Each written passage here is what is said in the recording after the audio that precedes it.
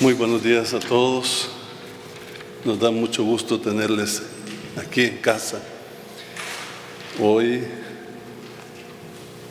tengo el gusto de que me acompañen mis hermanos aquí presentes, que ya voy a presentar precisamente. Voy a dar lectura al comunicado que es precisamente para eso, para presentar la Comisión Arquidiocesana de Protección a la Niñez.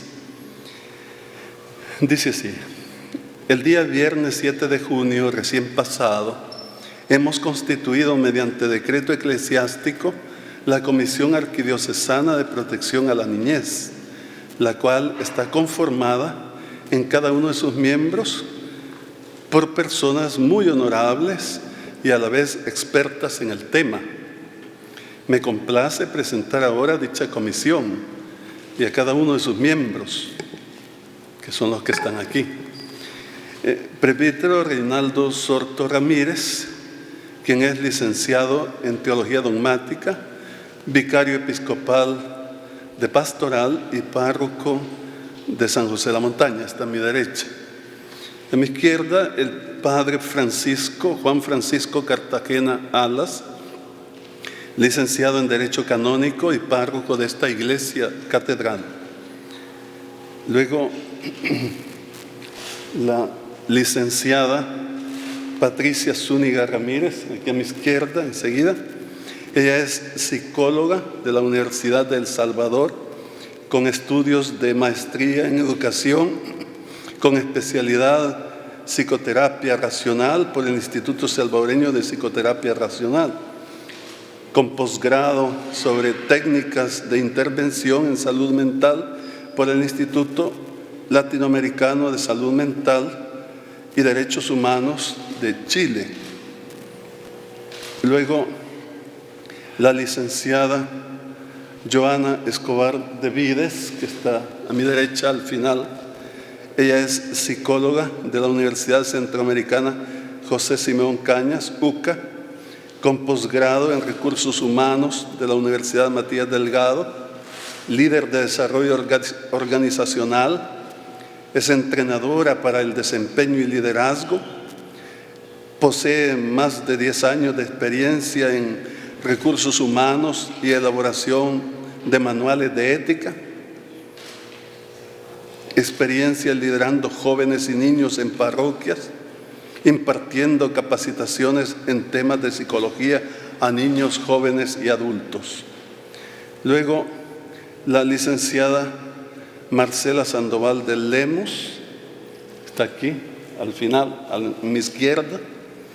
Ella es abogada de la Universidad Católica de El Salvador, con estudios especializados en Derecho de la Niñez y de intervenciones en el desarrollo organizacional, con experiencia en el manejo de procesos judiciales en las diferentes fases, por haber sido colaboradora jurídica en juzgados de la Corte Suprema de Justicia, además de haber participado en talleres para la elaboración de manuales de buenas prácticas de aplicación de la ley Lepina. Y la licenciada Yasmin Velasco de Avilés, que está aquí en mi derecha, después del padre Sorto.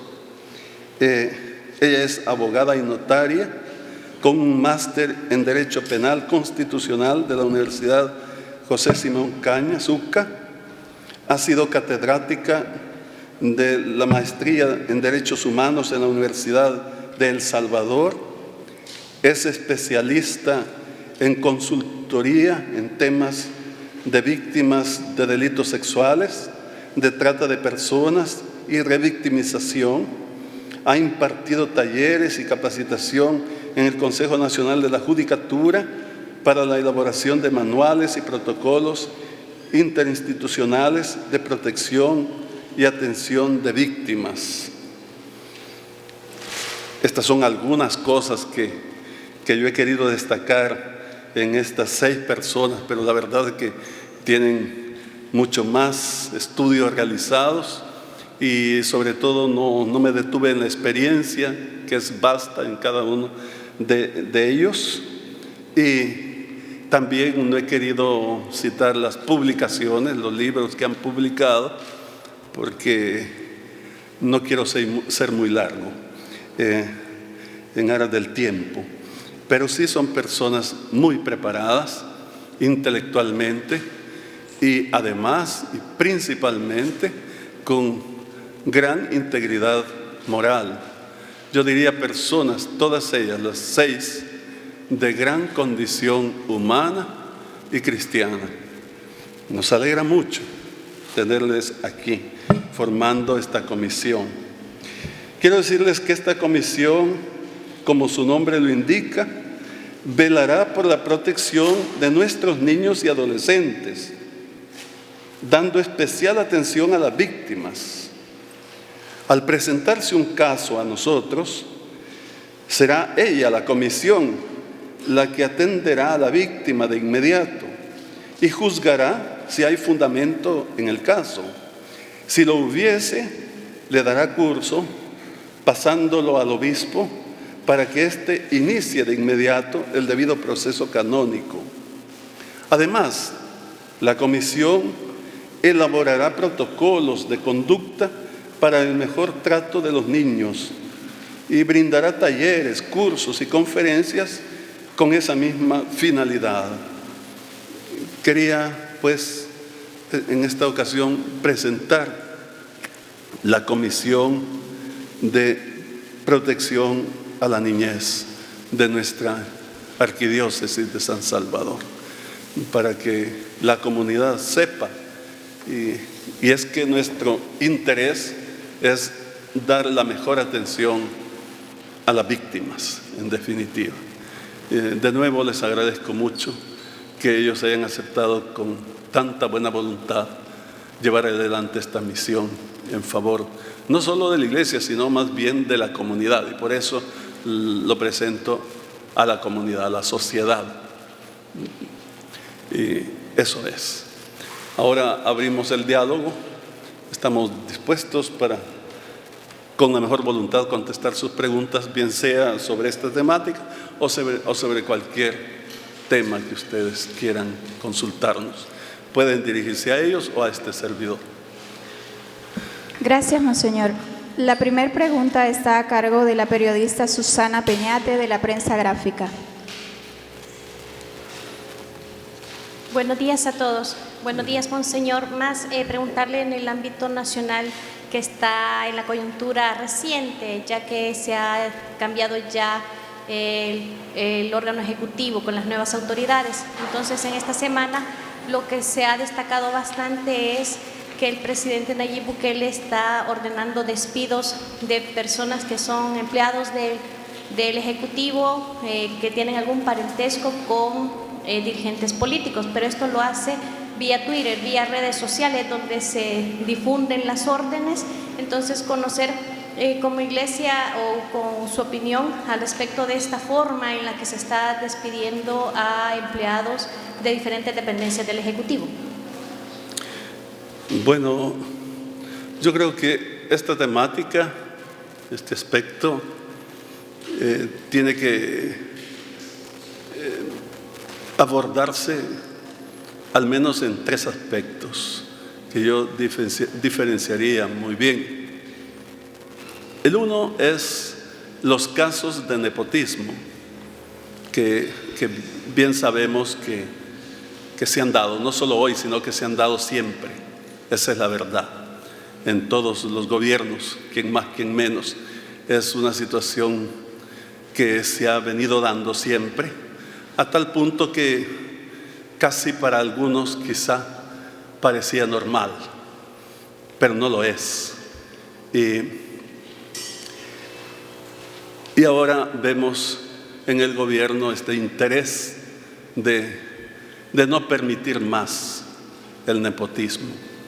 En realidad es injusto, y ya se venía discutiendo la ley de servicios públicos y funciones públicas en la Asamblea, quizá con un intento tímido Ojalá que se aprobara cuanto antes para que ya no haya más dificultad. Yo pensaría que el tiempo del nepotismo ya pasó, que ya estamos en otros tiempos y que ya no tiene lugar. Es significativo cómo la comunidad, las redes sociales, incluso comentaristas, yo diría de mucho peso, han dado la razón al gobierno de lo que está haciendo en cuanto a esto. Ahora bien, hay un segundo aspecto que yo quisiera señalar y es el que se despida a personas que no son de cargos de jefaturas. La comunidad dice cargos políticos, y yo creo que el término viene bien aplicado, ¿sabe? Porque los gobiernos tienen su propia política y la desarrollan con los jefes de las instituciones. Pero las personas que están trabajando modestamente con un empleo, son empleados con un salario modesto, haciendo su labor, no tienen por qué ser despedidas. Y sin embargo, también esta práctica la hemos visto en todos los gobiernos, en cuál más, en cuál menos. Yo esperaría que este gobierno no lo haga con la sensibilidad social que tiene, y si a alguien se le ha despedido, pues que se le reintegre, si no tiene pues ninguna vinculación con los jefes, ni es jefe, etcétera. Entonces está haciendo su trabajo, no es justo que se le despida solo porque hay un cambio de gobierno. Tiene que haber estabilidad laboral. Eso yo quería destacarlo y abogar por las personas. Lo hacemos siempre al comienzo de un año, porque recibimos muchas quejas de personas que son despedidas solo porque no son del partido, solo porque no son de los que trabajaron en la campaña, etc. Eso no es justo, eso no es justo. Esperaría que no se haga esta vez. Y luego los empleados, vamos a decir, las personas que trabajaban en las secretarías de gobierno que han sido suspendidas o como dijéramos, cesadas. Bien, me parece que hay una jurisprudencia donde estas personas que cesa la institución, pero ellas son reacomodadas por los titulares de esa cartera de Estado a la que pertenecía la institución. Me parece que la responsabilidad va sobre la persona, los ministros, ¿no? Los titulares de aquella cartera de Estado, que tendrán que reubicar a todos ellos, porque si cesa la institución, no deben cesar en su trabajo estas personas. Si no se pudiera, por algún motivo, ya reintegrarles, pero se les deberá indemnizar, ciertamente. Es su derecho, es su derecho. Entonces, yo diría eso, que me parece que es el sentir de muchas personas. Y bueno, es natural que cuando se toman acciones también vengan todos estos comentarios. Yo pensaría que hay que permitir también que con el tiempo se vayan haciendo los procesos que corresponden. Ahora entiendo su pregunta, que en cuanto a dar la noticia por el Twitter, si esta forma es buena o no es buena. Pues yo pensaría que no se ha acostumbrado, ciertamente, no se ha acostumbrado, pero dar la noticia de esa manera me parece que es mucho más expedita y que es hacer uso de la tecnología, ya no solo para comunicarle a la persona, sino comunicarle a la sociedad.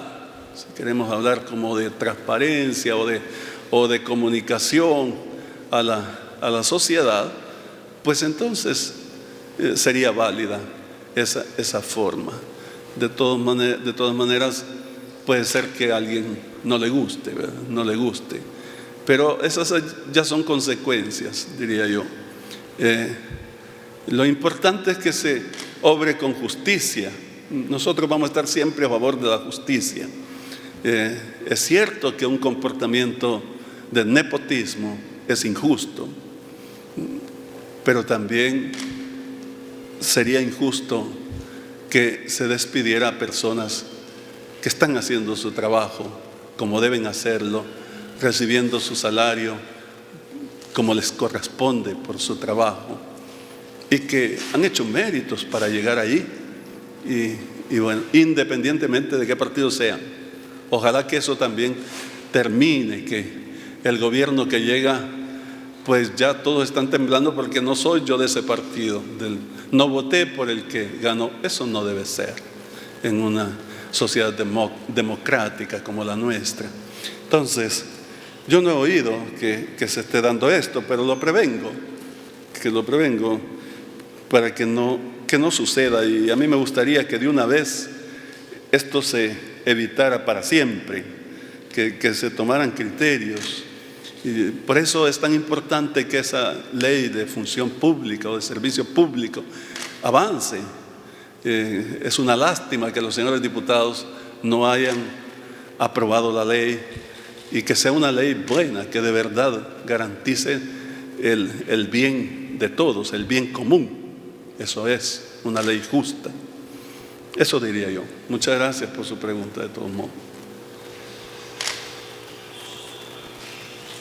La siguiente pregunta está a cargo de la periodista Xiomara Ramírez del Noticiero.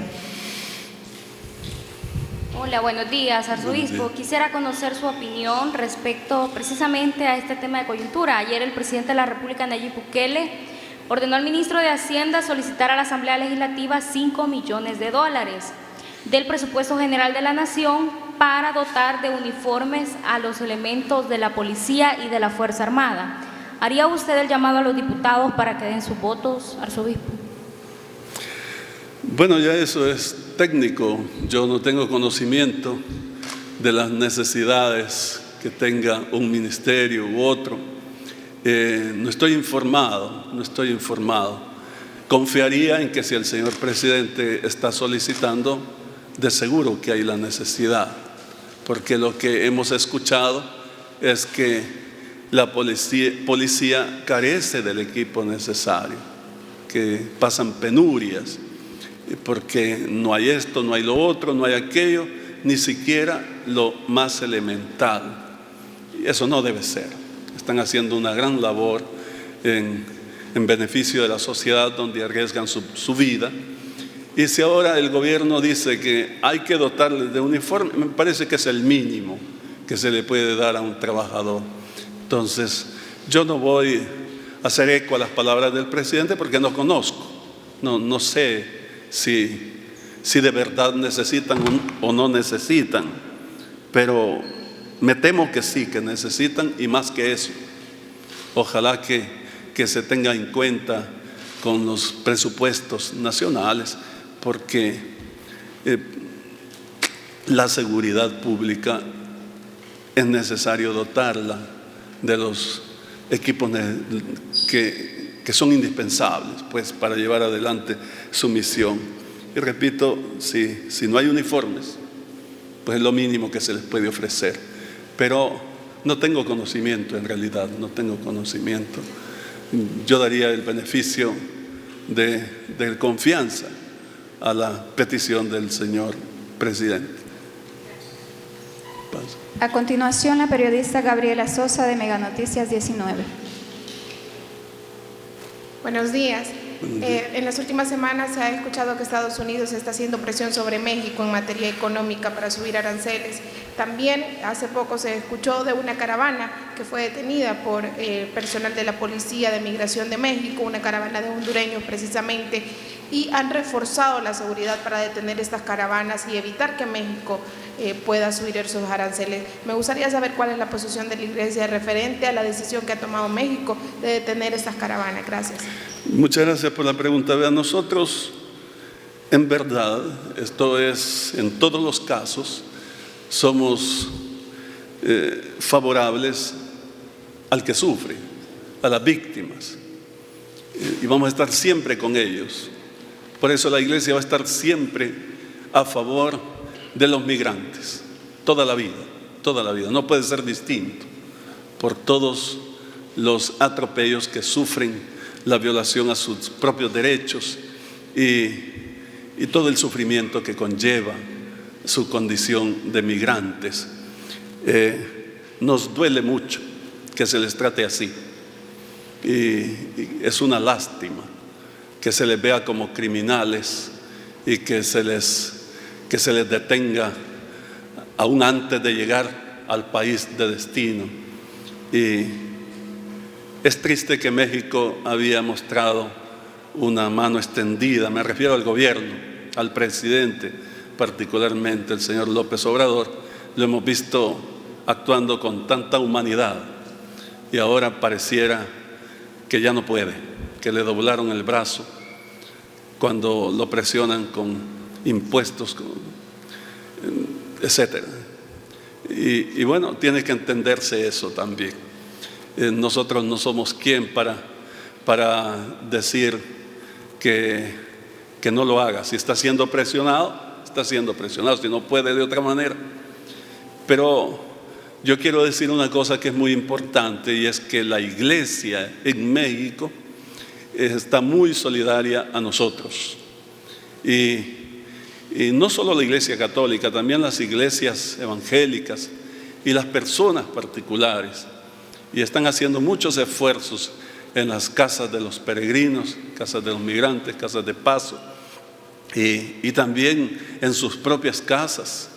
Y bueno, eso es muy hermoso. Por otra parte, y les estamos muy agradecidos a estas personas, a los sacerdotes, a los obispos, a todos los que con tanta bondad y con fe ayudan a los migrantes, ¿verdad? Son nuestros hermanos. Por otra parte, yo quiero decir que el negar de esa manera la entrada a los migrantes, no lo digo yo, lo dicen los que han estudiado el aspecto, no frena la migración, porque de todos modos el migrante va a pasar, no es efectivo. La manera de frenar la migración es solucionando los problemas que tenemos aquí. En vez de hacer todos esos esfuerzos inhumanos, injustos, violadores de los derechos de las personas, ojalá esos países nos ayudaran a superar los problemas que tenemos en Centroamérica. Y nuestros hermanos no iban a migrar. La migración que nosotros tenemos es forzada. Pero también es oportuno decir que el propio gobierno de cada país, el Estado, tiene que trabajar por superar los problemas que tenemos. Y enhorabuena para el nuevo gobierno que ahora ha tomado posesión aquí en El Salvador.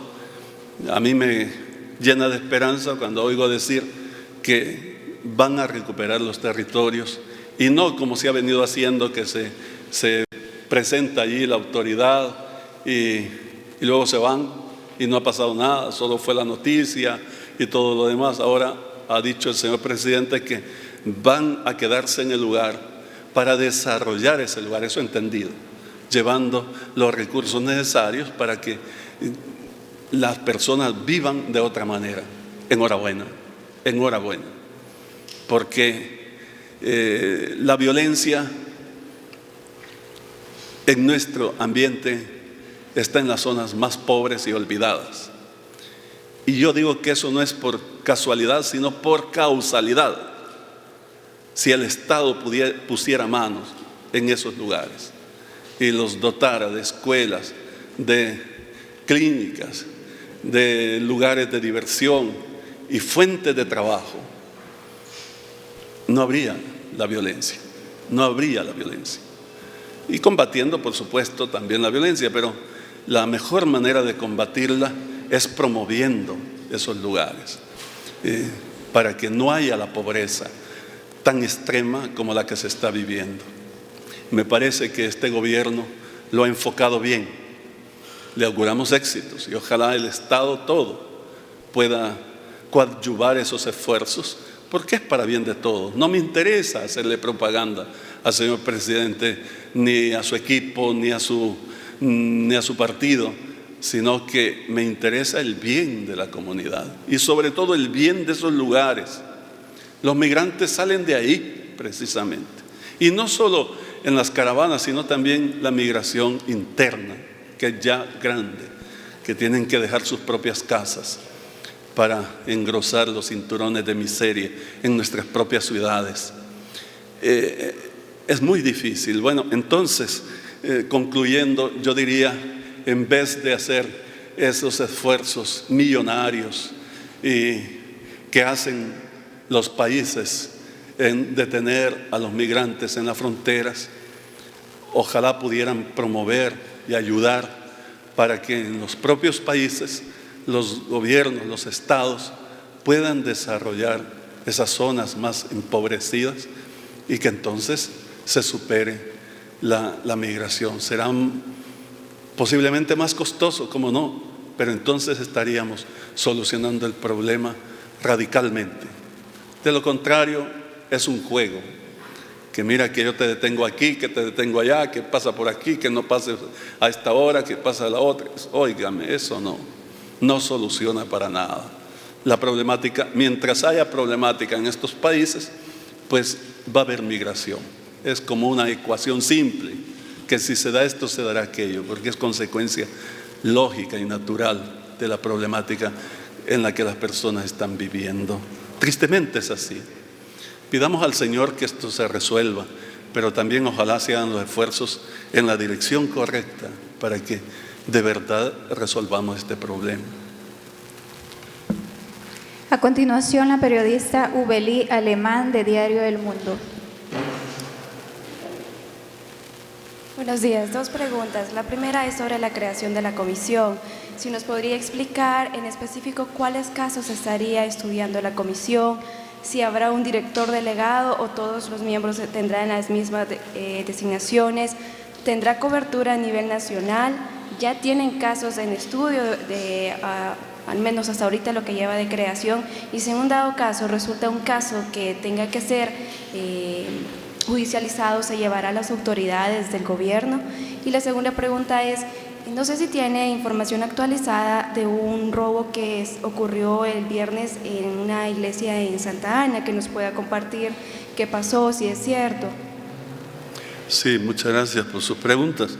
Comienzo por la última, y es que puede iluminar lo otro también.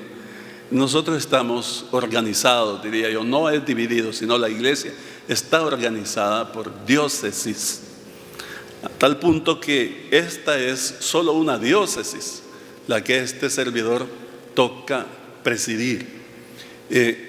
Se llama arquidiócesis porque está la capital aquí. Abarca los departamentos de San Salvador, La Libertad y Cuscatlán. Esta comisión es arquidiocesana, precisamente para este territorio. Y bueno, eso significa que el obispo está llevando adelante su pastoral con sus sacerdotes en cada diócesis. En el caso del sacerdote Guerrero, no es de nuestra arquidiócesis, es de Santa Ana. Entonces, yo no he sido informado, seguramente su obispo habrá sido informado. Yo no tengo ningún informe, solamente he visto la noticia que ustedes mismos han presentado, que hubo un asalto en la iglesia, en la casa parroquial, y que le robaron su celular y lo golpearon.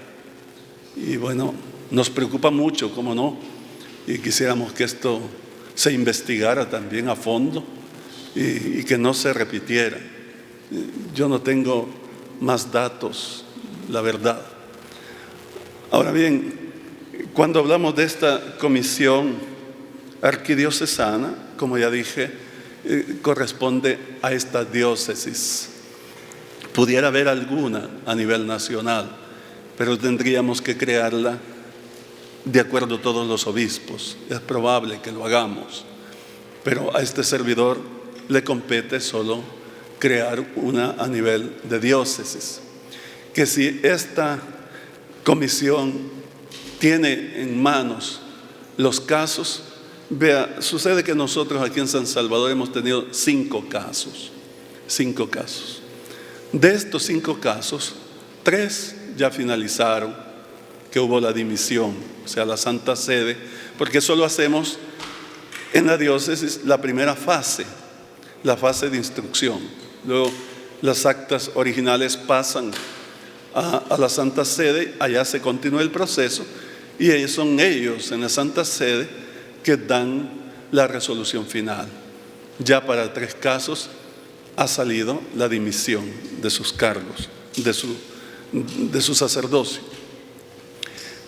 Hay un 4º caso, que es del sacerdote que era párroco en Zaragoza, que está en la Santa Sede. Estamos esperando que venga la resolución final. Prácticamente se ha concluido el proceso, tenemos entendido, pero falta que se nos notifique la resolución final. Cuando la tengamos, vamos a darla a conocer. Y nos queda solo uno, el sacerdote Venancio Boror. Y bueno, ellos podrán conocerlo, como no, pero han sido apenas constituidos. El día viernes, antier, para ser exacto, hemos hecho la constitución de esta comisión. No han conocido todavía el caso, posiblemente sí lo conozcan, deberán conocerlo. Los otros no, porque ya han sido juzgados, seguramente, pero este sí. Y si se presentara cualquier caso, serían ellos los que van a recibir la demanda, por así decir. Son ellos. Es la primera instancia. Y lo hacemos para que las víctimas sean más acogidas y sea más fácil.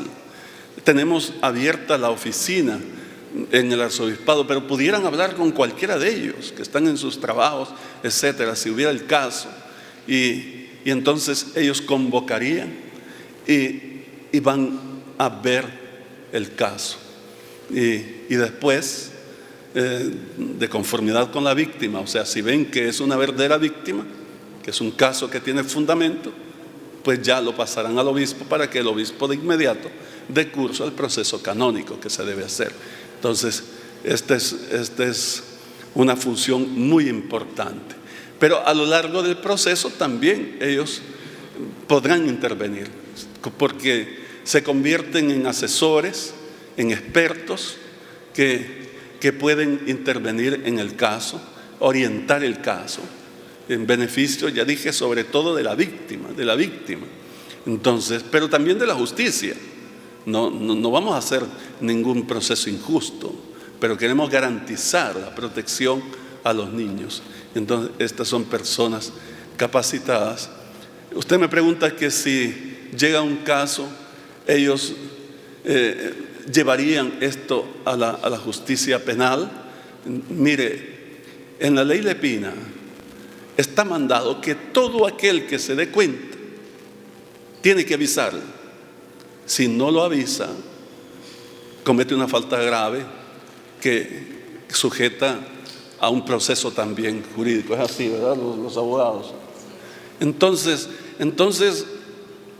tendrán que hacerlo, como usted, como yo, como todos, porque el bien de la víctima es el interés superior, en este caso el niño, la niña, y bueno, tiene que hacerse, tiene que aconsejársele a la víctima que vaya a la ley civil. Puede ser, yo no sé, en algún caso la víctima no quiera ir por una cosa, por otra, etcétera. No sé yo, pero me parece que está en su derecho a no ir, porque al final la víctima tiene todos los derechos y se le debería proteger en todos sus derechos. Pero Pero según la ley Lepina, los casos tienen que tratarse de esa manera. Y nosotros no vamos a obstruir la justicia, al contrario, vamos a colaborar, porque así lo hace la Iglesia. Y no estoy yo aquí inventando, sino que son las directrices que tenemos de la Santa Sede, la preocupación, porque el punto aquí no es que queramos llevar a justicia para que se castigue a la persona que ha cometido aquella falta. Eso se dará, porque es un tema de justicia, pero la preocupación máxima de la Iglesia es la protección de la víctima y la protección de la niñez. Por eso el nombre mismo de la comisión es de protección a la niñez, Comisión Arquidiocesana de Protección a la Niñez. Entonces la comisión estará allí y luego estará también instruyendo, creando protocolos de conducta para los sacerdotes, para los seminaristas, para las personas que trabajan en la iglesia, maestros de escuelas católicas, etcétera, y dando también formación en esta misma área. Por eso hablamos de cursos, hablamos de conferencias, pero en verdad estamos en un punto de partida. Casos no tenemos, ningún otro caso tenemos, más que este que está en proceso, el otro que está concluyendo ya en la Santa Sede y los primeros 3 que han concluido ya. Bueno, muchas gracias. La última pregunta está a cargo del periodista Jorge Archila de Canal 33. Buenos días, Monseñor. Conocer un poco la opinión de la Iglesia o qué espera la Iglesia en temas como la ley de aguas y también la ley de pensiones por parte del Ejecutivo.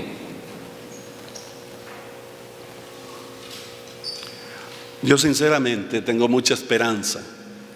Cuando he escuchado al señor presidente, cuando era candidato, y lo oía hablar de estos temas, también cuando se estaba discutiendo en la asamblea lo del agua, por ejemplo, y él se expresaba con sus mensajes, pues a mí me ha dado mucha esperanza, ¿eh? Yo sí creo que ahora el pueblo va a ser más acompañado y va a tener un gobierno a su favor para que se haga justicia, porque estos son temas de justicia, tanto lo del agua como también lo de las pensiones. No es justo, no es justo. Si el agua es vida, no puede ser privada ninguna persona del agua. Eso es lo último que pueden hacer, privatizarnos el agua. Es totalmente injusto. Le llamen como le llamen, porque las cosas se pueden decir o no decir. Es más, cuando alguien hace algo que no es bueno, no lo dice, no lo anuncia, lo niega. Por tanto, no tenemos que estar tan atentos a cómo le van a llamar a la ley. Lo que queremos es que sea una ley justa, y ya se viene tratando. Tenemos 11 años de venir en la asamblea, ya se aprobaron 92 artículos que de presto ya no se quieren tener como tales la aprobación, y se intenta aprobar una ley privatizadora, aunque no se llame así, eso es.